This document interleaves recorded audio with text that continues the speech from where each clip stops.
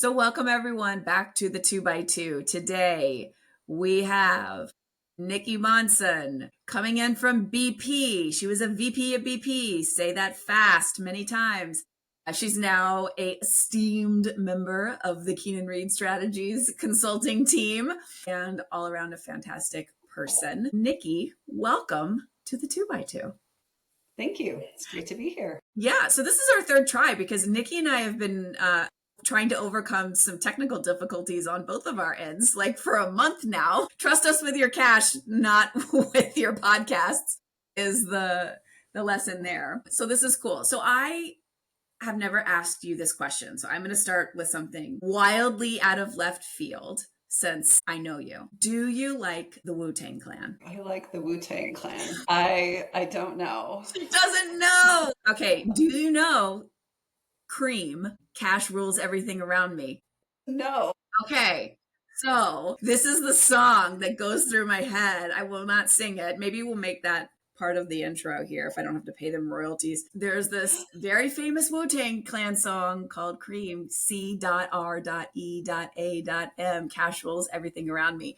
And when I was in business school, it was like I learned only a handful of things in business school, truth be told. And one was, yes, the Wu-Tang was right. Cash rules everything around me. And that cash flow is the beating heart of a business. And if you are not watching your cash flow, what kind of a business are you anyway? So I thought all of that is true. Clearly, I need to go catch up on this song. On 90s hip hop. Yes, you do. You missed out, my friend. So Nicki, I'm just messing with you. Before we get into all this fun stuff about cash and why it's important for businesses, for fractionals, and for all consultants to understand, let's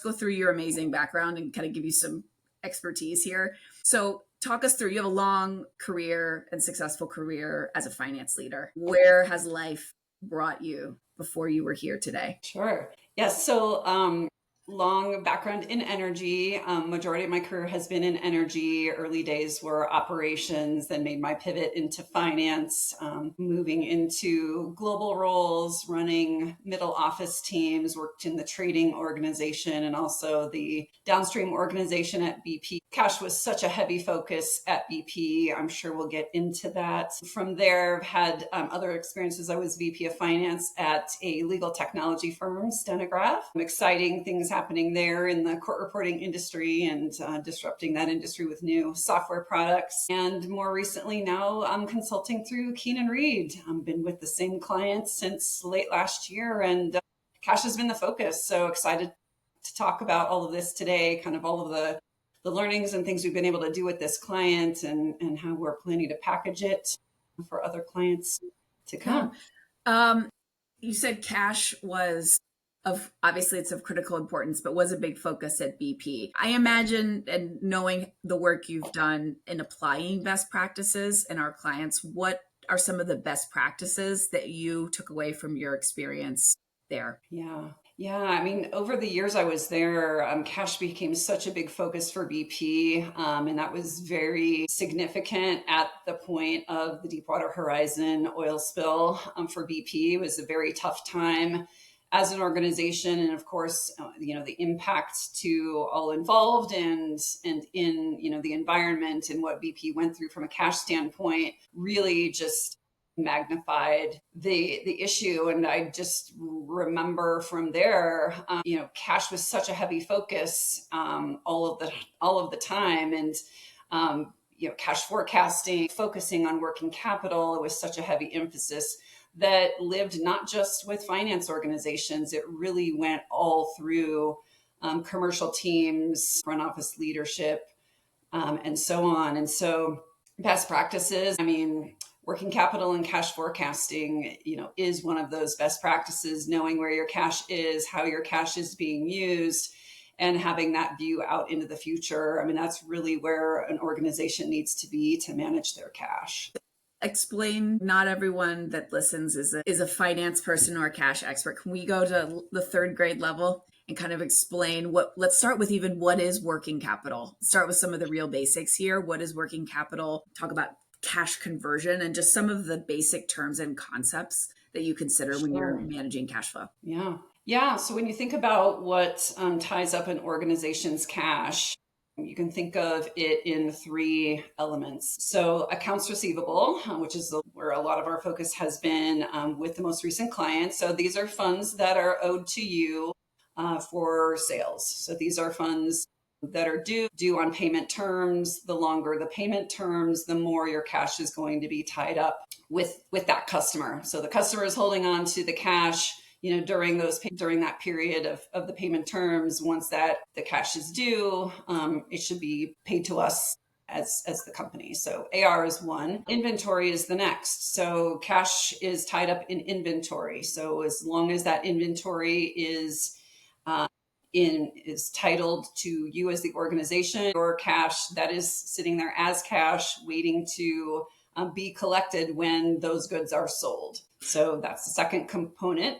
And then the last would be around accounts payable. So this is cash that's due out to our suppliers. So on that end of things, we want as long of payment terms as possible because we want to hold on to our cash as long as possible. So we have to manage those three elements. You want to keep low inventory. You want to have your goods in your possession for as short a time as possible before those goods are sold to a customer. You want to collect your accounts receivable on time or ahead if possible. You don't want your accounts receivable to go overdue. And on your payable side, you want to pay according to the terms that you have, not sooner. And where you can get extended terms with your suppliers, that's what you want to do. So let me play this back for those who have us in their ears while they are driving or walking or mowing their lawns. Accounts receivable, what people owe you. This one's really simple, right? I think conceptually it's easy. Inventory. This is the one that is not as conceptually simple. So this is where I wanted to take a beat. When a company produces a product, it takes dollars to fund all of the inputs to that product, and it takes dollars to run the factory. The example, it takes dollars. So, and those dollars are what you would consider to be, quote, tied up in inventory until the point at which it is sold, and then it becomes accounts receivable. So it's a concept of inventory equals cash, because let's say you're a sock factory, all of the dollars consumed to manufacture those socks are dollars tied up in inventory. And then payable is also easy to conceptualize, right? It's the bills you owe people. You mentioned terms. Let's talk about terms so back up. Are all three of those considered working capital? Yes. Yes. Okay. All of that together. So simple formula, AR plus I plus AP equals WC, working capital. AR plus inventory minus your payables. Yep. Minus the payables. All right. Sorry. Thanks for the correction. Let's talk about terms. What are terms? In the concept of, I think people think about terms as a contract, but let's talk about terms in the contract context of a deal and a cash transaction. Mm-hmm. Yep. So if I'm a company and I'm selling you a good, we're going to come to a contractual agreement about the good that I'm selling you, and then when you will pay me. And those terms can vary widely. For my current client, their standard payment terms are 30 days. That means upon my delivery of the good to you, in 30 days, you owe me the payment. Yeah. People will have heard this as net 30. Net 30, yes. Now, payment terms will very often be negotiated. A customer will come to us asking for extended terms, and that can come into a negotiation where they may say, we will bring more volume your way, but we would like you to extend our payment terms. That can just be a very simple example of a negotiation. So we may evaluate, the cost of being without that cash for another 30 days if they want to go to 60 days, but cash terms can go out to 90 days, 120 days. There can be all kinds of variations in there. It's a negotiation point that finds itself into the contract with the customer. And then same on the procurement side. So there's some levers. I think what you're saying is there's some levers in which a company can control their terms. Obviously, so what you're saying, not necessarily obviously, but is that if you are talking about your customers paying you want them to pay you as fast as possible, but they want to extend those terms to pay you more slowly. Yes. Conversely, with your payables or your suppliers, that relationship would be opposite. You'd want to extend your terms so that you're paying them as slowly as possible. And of course, if Yes. your procurement, you want to shrink your terms so that you're not having to pay. So anyway, all of those are important, and having those standardized, I think we've learned, is having a best practice. And we can talk about how sales fits into this in a minute, but terms matter because there is a cost of capital. Yes. Can you explain that to us like third graders? Sure. You can think about the cost of capital. If you consider the amount of time that your cash is going to sit in the hands of your customer, and you can evaluate the cost of it by looking at the cost of borrowing those funds. So if I'm waiting for the customer to pay me $500,000 and I'm waiting for 30 days, what would be the cost to me to go borrow $500,000 for 30 days? So that is the basic way to look at the cost of capital. And then the longer the customer is going to hold on to the funds, meaning the longer the payment terms, the higher the cost of capital. So that's what companies will look at when they are considering extending terms to their customers. Right. It's probably worth mentioning that many companies, including the client I'm with now, will go out and look at different type of financing programs to get cash in sooner. Most larger companies are doing some form of this, knowing that they are extending terms to their customers and they are willing to pay the financing charge to receive their cash sooner from a bank and have the customers pay the bank on their terms. Yeah. So that will be called AR factoring or discounting or AR securitization. There are many forms of that, but most companies are doing some form of that. So when you're extending terms, you may be getting your cash sooner, but you're going to pay more in the interest fees the longer the terms. It comes with a cost either way. The foundational concept here is that there are different ways in which companies can obtain or choose to use cash to fund their ongoing operations. Either it's cash in hand, which is, we know, the cheapest because it really has no cost, or it can be through debt. I'm sure there's other, or your AR securitization, right? Which is, would you call that a type of debt actually? It's a financing structure. I mean, it's a contractual agreement through a bank. So there's other examples would be like it's a different form of debt. Yes. I mean, you are short-term borrowing.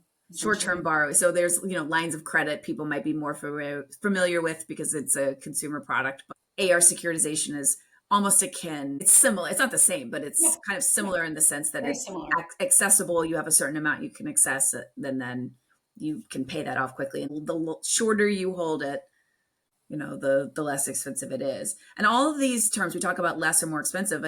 Do these have material cost or cash implications? Like, are there real cost implications to a business from their cost of capital? To go into some type of AR factoring agreement? Is that what you're asking? Just all up. Like, does it really matter if you manage your cost of capital? Does it have a material impact on your P&L and balance sheet? Yeah. I mean, and there are going to be lower cost options that you will pursue first, and straight up debt is typically going to be the most expensive way to go. When you're a company that's you've got the backing of your company that a bank will view as collateral, you can get more favorable terms, and that's what companies will do. But absolutely, there's a cost to doing it, but companies want to do it because they need the cash. The opportunity cost of not having the cash is absolutely worth taking on that cost. And that's what companies will evaluate. And so when you were asking about, why do we need the cash?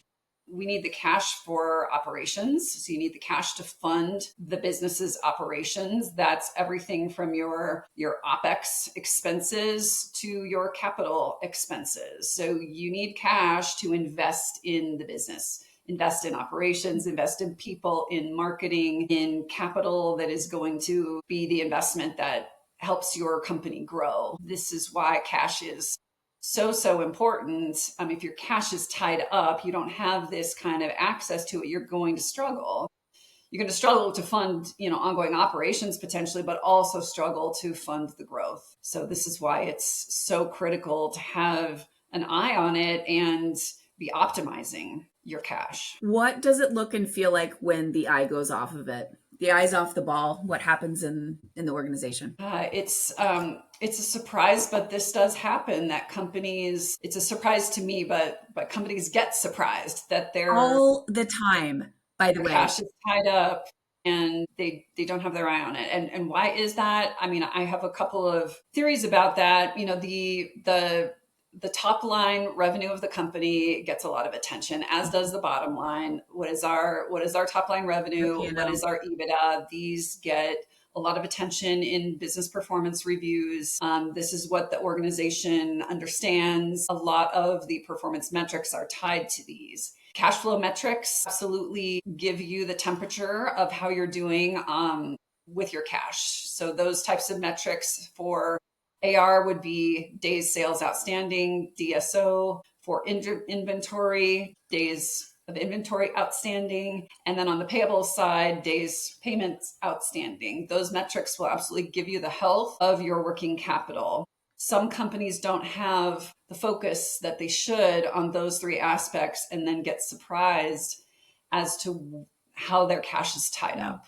And then it can typically result in some kind of emergency of, okay, all of a sudden now everybody needs to focus on cash. And do people really know what that means? And how do they do that? You have to have the metrics be visible, but also the organization understand the underlying levers and mechanisms that can free up your cash. And then what does that mean to leaders and teams to execute in that way so that we are optimizing cash internally? Yeah, it's been really interesting to me. So Nicki and I have been working with this client now, as Nicki said, a little over a year on this particular piece of work. And she's going to talk a little bit about some of the results that we've seen in a second, because I think there's useful things that the team has done that anyone, not just finance people, we'll talk about sales people, people involved in customer success can go and implement immediately. But in this process, we've talked to a number of other people trying to understand, like, is there really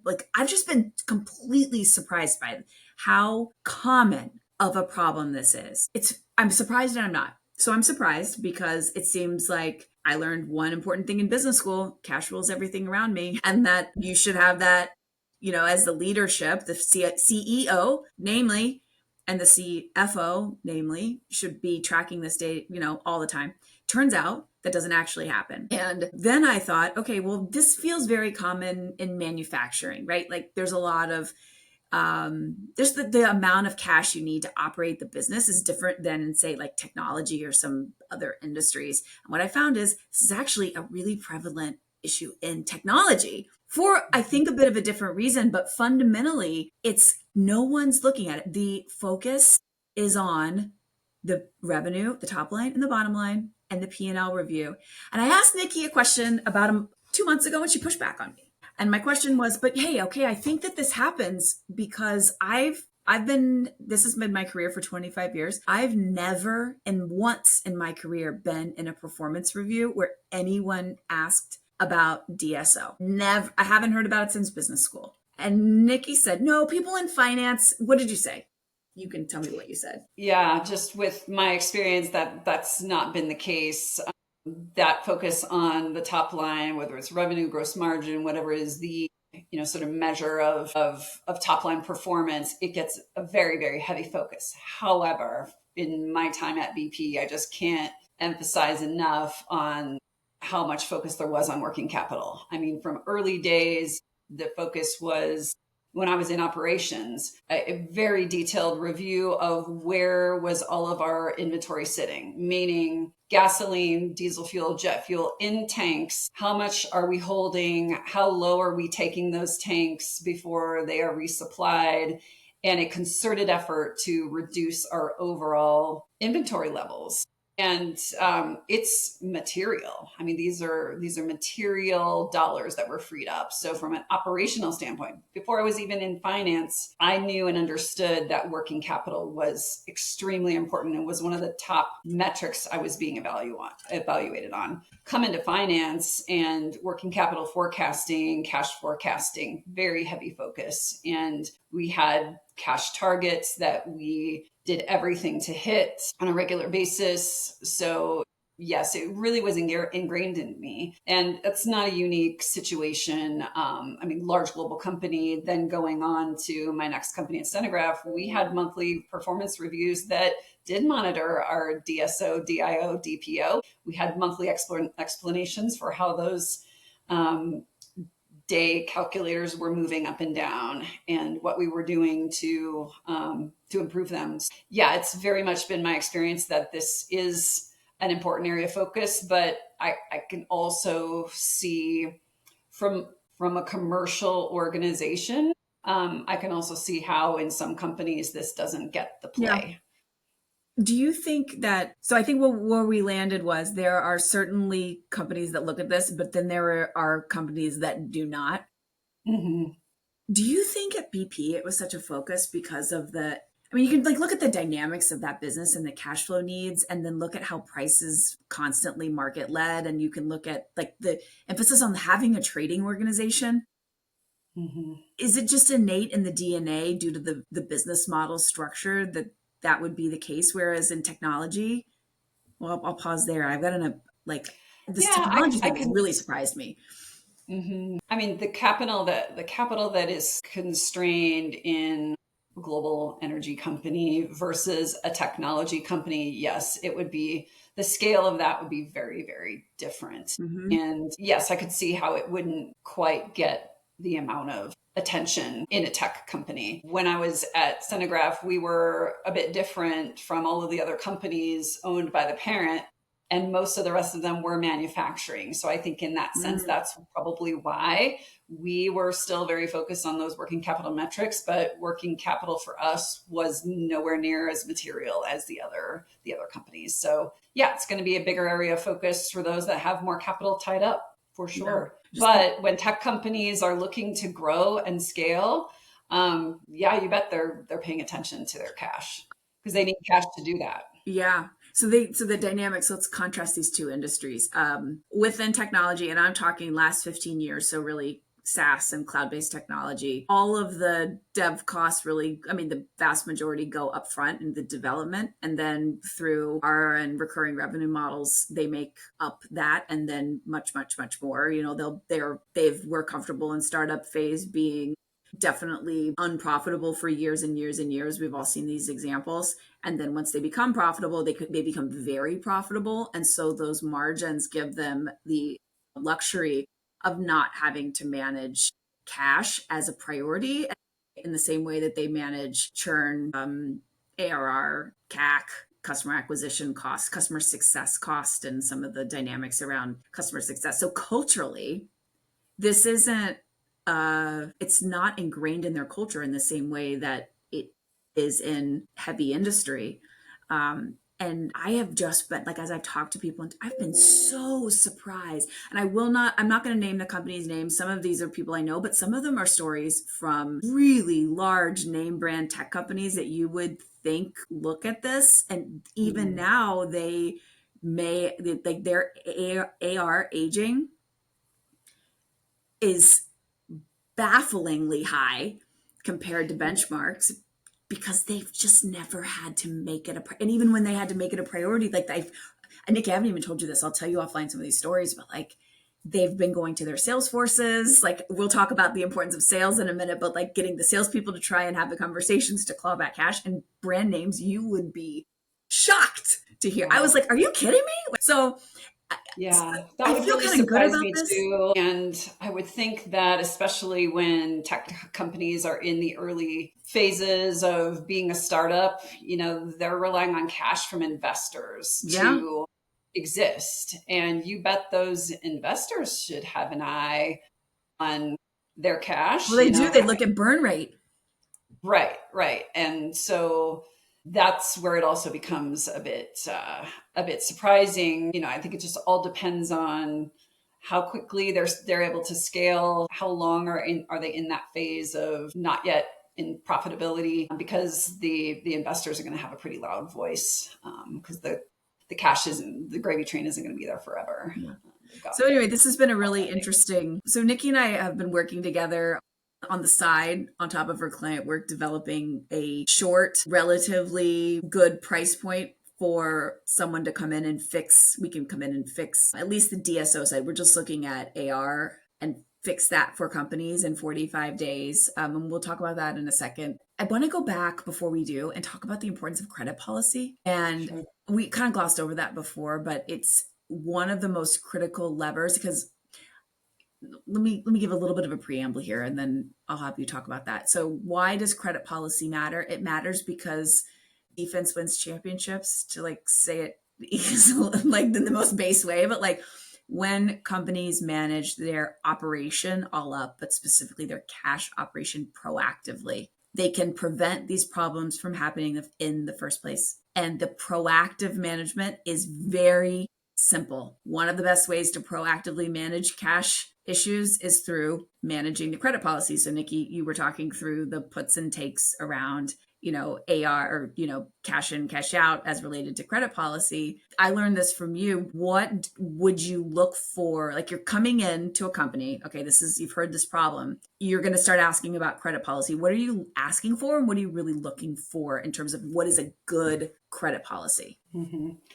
The base of your credit policy should really outline and give structure to the risk that you're taking on with your customers. So every customer is going to come with some level of credit risk, and a good credit policy will have you size that risk and have you allocate a credit line to that customer accordingly. So customers that are lower credit risk, they've got very solid financials, you'll be willing to allocate, a requisite amount of credit to them. And that just gives them an opportunity to have a higher line of sales with you that remain outstanding with the credit terms and your expectation that you will be paid. It's really the credit policy at its base is managing your risk of default by any of your customers, because when you sell goods to them, you are essentially out those funds until you are paid. So it should be managing your risk of default. And that means that customers are held to those credit limits. And when they go over those credit limits, you have processes and approvals that would handle that, to either allocate them additional credit or get the appropriate approvals to allow for it, for a period of time. One of the key levers that should sit within a credit policy is how you handle customers who don't pay on time. They have a good credit policy, and one of the very important elements of it is that if a customer goes overdue by a certain amount of days and by a certain amount of dollars, then I as the supplier have the opportunity to hold any future orders until we are paid, until they come back, until they bring their account current, and then I will continue supplying them. You really don't want to get to this position with a client, with a customer, because the customer is counting on you for their operations. They are counting on getting their supply, have it not be interrupted. We don't want to shut them down. Ensuring continued supply is what we both want. That's why this is so important to set the expectations with the customer up front, that we need to make sure that your payment processes are sound, we're getting paid on time, so we can ensure that your products are going to come without disruption. So having that hold policy, a part of your internal policies, is really important, because you can and do have, and we did have situations where you can't get the customer's attention. And just because they're a large, global brand name, and we still need to get paid. We need to get paid, and we have and will put orders on hold, have them not go out, so that we can get someone's attention and get the bills paid. Yeah. So that's just an important lever that customers understand is there and holds them accountable to paying on time. Yeah. There's another lever and hear why this is important. And I lived this not painfully, actually. This was kind of a fun project. Having a strong credit policy provides a rule book for sales and provides controls around the deals and the approval layers that sellers can make, both independently, and then what the specific set of approvers approve going outside of those rules or outside the bounds, both within the sales organization and within the finance organization. When I was with Dell, when I led consumer merchandising, one of the projects that was, my team didn't lead this, but one of the projects that was happening concurrently was developing these controls and guidelines around credit with large retailers and establishing the finance kind of chain of command to ensure that deals outside of those were approved. And I will tell you, as the person who led merchandising, that what are your levers in doing a deal? I look at the negotiation of a sale, and that's what's really interesting to me. But you've got, Nicki mentioned, obviously we all know price, right? But then you've got volume, the amount of units someone's buying. You've got the net number of days that the customer will pay you back. You have their risk level, which you just mentioned. But then, when you take all those into consideration, someone needs to look at that puzzle and say, yes, this works for our P&L. And looking at that customer by customer, especially your top 5 customers, which in almost every business I've ever been in, the top 5 drive a disproportionate amount of revenue and margin. Yes. Looking at those and looking at that even top quartile and saying, we cannot make wrong decisions around credit and deal terms for these customers. And finance has to be, that sales finance interlock is really an important driver of this. And we've seen this now firsthand, like when those connections don't happen. And I'm not just talking about this is the process we follow and the chain of command. All that needs to be in place. What you also need is this guy knows this woman and they have a working relationship and they can talk about the dynamics of the deal or the missed payment and have an ongoing communication loop that can prevent first, but in the case where that's not possible, resolve credit or not credit, the AR in a timely basis that also, you mentioned customer experience, is a good experience for the customer, because on the other side of this, you have a business partner who, you want to ensure you're delivering an all over good experience, not just with your product, but within how easy or hard it is to do business with you. So for me, this is like the first point where I see, okay, this isn't just about credit policy is important. It is important for finance. It is also important for this now bridge to sales. 100%, 100%. And, at the first part of what you were saying, sales needs, there's a process, yes, but they need their boundaries as well. They're out there, negotiating, trying to get the volume, trying to, get deals signed. But in doing so, there are boundaries. So when they want to negotiate, when a customer wants to negotiate, a payment terms extension, their sales leader can't approve that on their own. There are boundaries around that are really important to make sure that those decisions that get made at that level are within the boundaries that the company wants to, the authority that the company wants to give to them. But the second piece of what you were saying around that relationship between sales and finance as it relates to accounts receivable and sort of the health of an account, that's very important. That's something that we've done with this client. Those relationships in some cases weren't very strong. And with some of the accounts that were a little bit more out of control, really just establishing or reestablishing that relationship. We've actually reorganized the team so that we now have one person in the AR team dedicated to an account manager. So they will go to the same person for all of their accounts. And that's helped to really build those relationships and have the sales leaders really understand, our expectations and what we need from them. But they're such an important escalation point. Finance wants to do as much as possible when it comes to collections. We want to keep sales focused on sales. But there may come a point where we need them. We need their help. We need their intervention to get us connected to the right people who are going to escalate the issue, get us paid so that we can continue operations or protect ongoing operations. So yes, drive the accountability at that level. That's been a really important point too, in having those sales leaders understand you're accountable for cash. a sale isn't a sale until we collect the cash. This is what we say a lot. Don't go through all of that work when we never receive the cash in the door. So let's make sure that the whole cycle is completed, and own that accountability to ensure that, our customers, they're paying on time. What are some Yeah, of the one ways of that the you've enabled that? sure. Yeah, one of the first ways we've enabled sales to take accountability for cash is with data.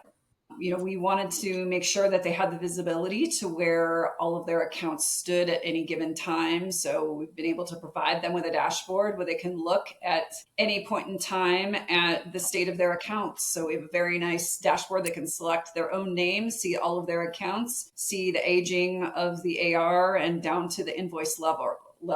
So that's, kind of having that transparency is then step one. Step two from there is helping them understand what good looks like.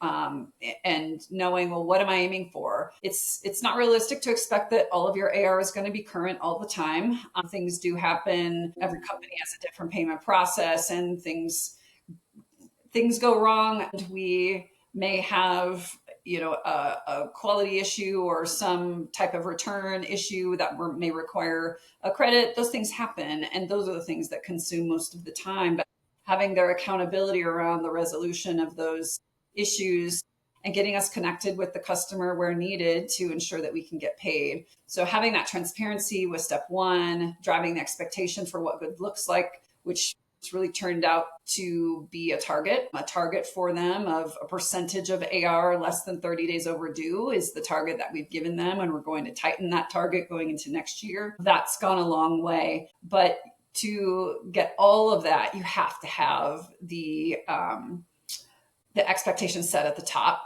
This has to be a priority that is set at the senior leadership level, that sales leaders are held accountable through performance on this aspect, and not strictly by their sales targets. And I would say overall, it's landed well with many of the sales leaders. They're sort of speaking our language and repeating it back to us that, we need to get paid. A sale isn't a sale until we've been paid. So that's been good. Still a ways to go, but the tone has to begin at the top and be consistent. In your experience, have you seen companies include receivables in seller compensation? I mean, we all know sellers do what they're paid to do. Mm-hmm. Is that something you've seen? I had never seen that done. Have you seen it? I have seen it at this client I'm at now. This is part of their performance metrics for the sales teams. I have also seen it where sales is paid on paid invoices. So if we are not paid, they do not get paid. That really drives action. Yeah. From my standpoint, that really is your best practice. And every company will have to decide, if they're going to take that stand with their sales team. And I think for that to be the approach, the sales team, well, obviously they really have some skin in the game when that's the approach. It's going to get the highest result for sure. When it comes to, all right, so when it comes to, there's a problem, right? You said before, it's really unrealistic to believe that there's never, you're never going to have aged AR at zero, right? Some is expected and even accepted. There's another partner in helping the resolution of issues, which are the driver, and that's customer support or customer success or service, whatever it happens to be called in the company. We saw something firsthand, and I'll tell the story, and then if you could talk about how they've become partners as well. Nicki and team did a training when this was launched, when the KPI was launched and the dashboard was launched, with the whole kind of commercial group of this organization. And we were in a working session with about 20 people, of which 3 sessions, right? So like we repeated 3 sessions, same session, different people in the room, finance, sales, support, and some others. And in each one of these sessions, the support person behaved in the same way. And it was this: quiet, in their seat, resigned, and I sensed a bit underappreciated. And I felt, they were all women, and I felt for them because they're the ones who are taking the call and having the hard conversation. And it was very obvious that they didn't have strong relationships with the sellers. They didn't know them, or they didn't have a lot of interaction with them, but they were very different persons. These were people whose job is to take care of people, We all know who these people are. What have you all done to bring them into this conversation to help on the resolution side and ensure that customers are having a consistent loop of conversations? Yeah, I mean, those workshops were pretty eye-opening. And one particular story that came out at one of those workshops, I think is such a good illustration of the state of things at the time. And one story that came out was somebody from customer service let us know, in the meeting in front of everyone that we weren't getting invoices out systematically every day from every location, which in this case, that responsibility is a distributed responsibility that sits out of the plants. It doesn't necessarily sit with their team. The fact, and her role specifically was basically to compensate for that on a daily basis and get invoices out that hadn't gone out the previous day. So basically mopping up a process at the end of the process because it didn't get done right up front. So we've been able to provide support to that issue, get down to that issue, solve that issue. And that's one of the biggest things in approaching any kind of a overdue AR situation. You have to diagnose and solve the underlying problems that are contributing, that are internal problems that are contributing to aged AR. You have to turn off the spigot so you keep new AR current while you're cleaning up the stuff that is aged. So that was a critical problem that we had to solve. And I think in doing that, I know that has gone a long way with that individual and that team, that you're not alone in this. And it's not your job to map up a process at the end of the process. And you should expect that this is getting done right the first time, and upfront. But again, the leaders across these organizations, across finance, customer service, customer success, whatever you want to call it, and sales, they have to be in lockstep on all of this, and then expect that their teams are going to work together, because you can't do this well. Finance can't do this process well on their own. Yeah. Sales has to manage the expectations and the accountability of the customer. The customer service team has to execute internally, whether it's billing, managing order entry, all of that has to get done right and systematically. And then finance has to manage the back end of all of this. And so being continually in lockstep and working this process end to end is where teams need to be. Okay, so ultimately with this client, you've driven a highly successful outcome. I think the numbers I have are a $12 million reduction in working capital. 35, that's roughly 35%. Does that sound right? Yeah. And I think that's a 35%. That's like, I'm going to say that's a nice job. You were able now to think, we went back and looked at what you did. And we said, how do we take this from 6 months to 6 weeks? What are the things you're going into some new client now with a method? What are the things? And maybe a client could do this for themselves. I'm not saying, these aren't, you're going to go through what these are. They're not rocket science at the end of the day. And to be honest, they're not really all grunt work. There's some pretty big levers that you can pull with, but what's the framework for doing this in a successful manner in a short period of time? Yeah. Yep. I think starting with the process, looking at the end-to-end order to cash process is where you begin. And, I'm really talking about all of this within that 6-week time frame. Diagnosing the process is where you start. You find out, where are the breakdowns? How did we get here? What is happening on the company side that's contributing to this issue? How did we get here? You have to diagnose those issues and start solving them right away for new AR. This is an ongoing faucet, and you need to make sure that you're not perpetuating the problems that are there. So diagnosing in a process and diagnosing the breakdowns and then figuring out how you solve them, it has to start there. Next is really getting access to data. So if you have a big AR overdue backlog, diagnosing that, getting access to that data, analyzing it. I think very often, to the point you made earlier, probably 80% of your problem is related to 20% or less of your customers. So really diagnosing the size of the problem and where is it concentrated, that creates your strategy for how you go about solving it. What we've done with this client is the larger issue customers, working groups were formed right away to start then within that account, diagnosing the root causes and solutions there and beginning that collections effort. But that small team involves the three teams we were just talking about. It's sales, finance, and customer service. So getting those working groups in place for the small customers. Then you need to move on to the accountability. So if a client's going to come invest in an effort like this, they need to believe that this is a priority, and they need to believe that this accountability needs to sit there with sales, customer service, and finance primarily. Operations can play a part in this, but those three I think are really the prominent ones. And then you've got really an execution strategy that you will have out the back of it to move through the collection effort. The thing about collections is your work is influencing customer payment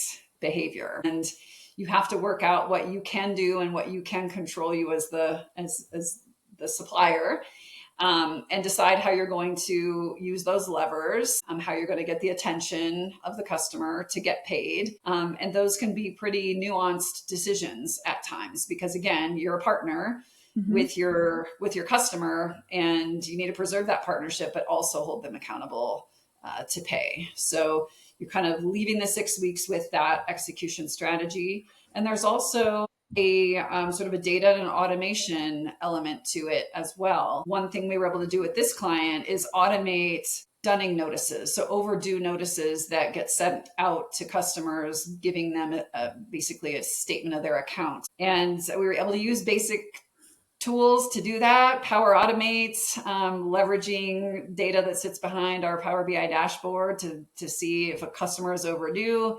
And if they meet a set of conditions, they're getting a notice, they're getting a statement attached. This is a very quick delivery using the tools that were available to us. This on the client could be part of the 6 weeks or part of the technology enablement that comes afterwards. I think for me in this case, the most surprising piece was how easy the technology solutions were.